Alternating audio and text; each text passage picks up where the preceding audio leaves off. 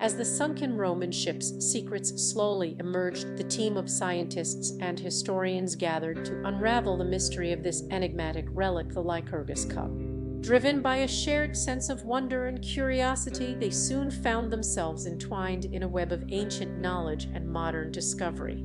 The air was electric with anticipation as they began to examine the cup's every detail, searching for the hidden keys to unlock its secrets.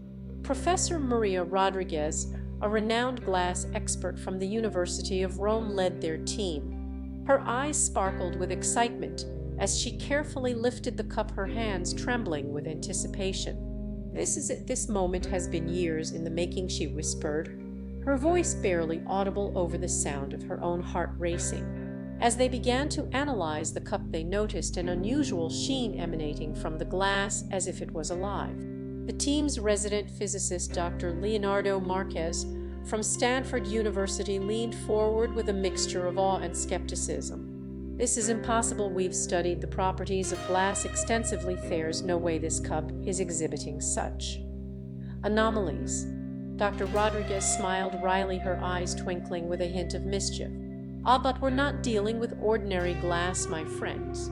The Lycurgus cup is said to possess the essence of Roman glassmaking prowess and art that reached its zenith during the reign of Emperor Tiberius. Legend had it that only the most skilled artisans could coax forth the hidden colors from this magical glass, much like a master painter mixing pigments to create a masterpiece." The team's resident historian, Dr. Sophia Patel from the University of Cambridge, leaned forward with an air of excitement.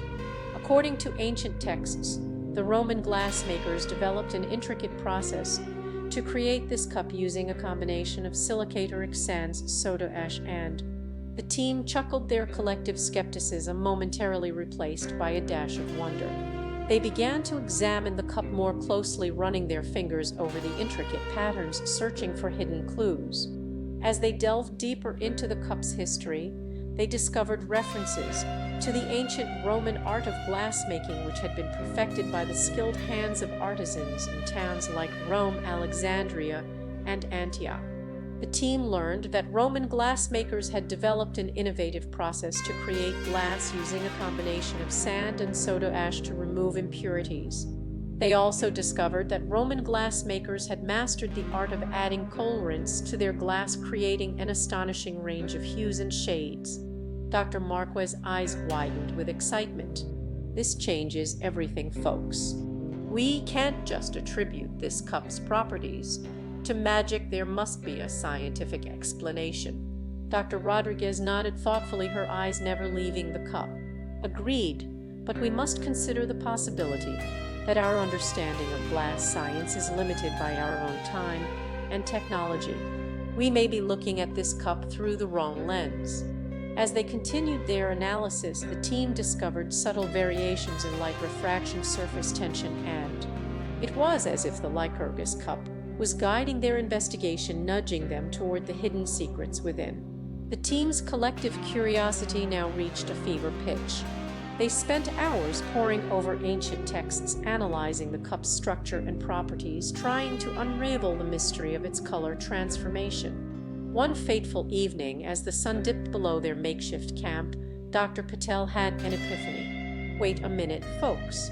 What if we're looking at this cup's color transformation all wrong?" Dr. Rodriguez's eyes snapped to attention.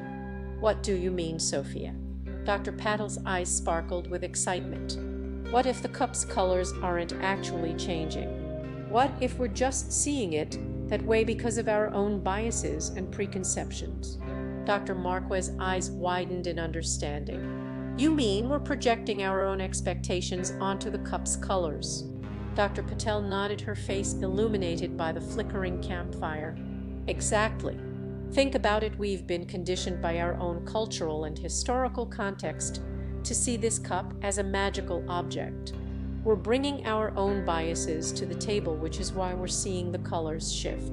The team sat in stunned silence, the only sound being their collective breathing. Drs. Rodriguez and Patel exchanged a knowing glance.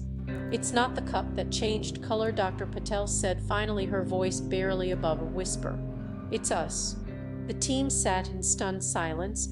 For what felt like an eternity, the weight of Dr. Patil's words slowly sinking in. They realized that their understanding of the Lycurgus cup's properties had been clouded by their own assumptions and biases.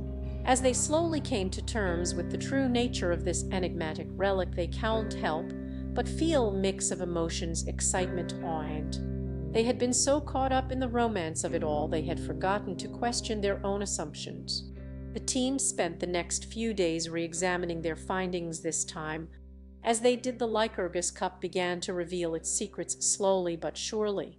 They discovered that the cup's color transformation was indeed an illusion born from the interaction between light surface tension and the team's collective understanding of the cup expanded as they began to grasp the intricate interplay between art, science, and as they prepared to leave the sunken Roman ship and return to the world above, they can't help but feel a sense of gratitude and awe.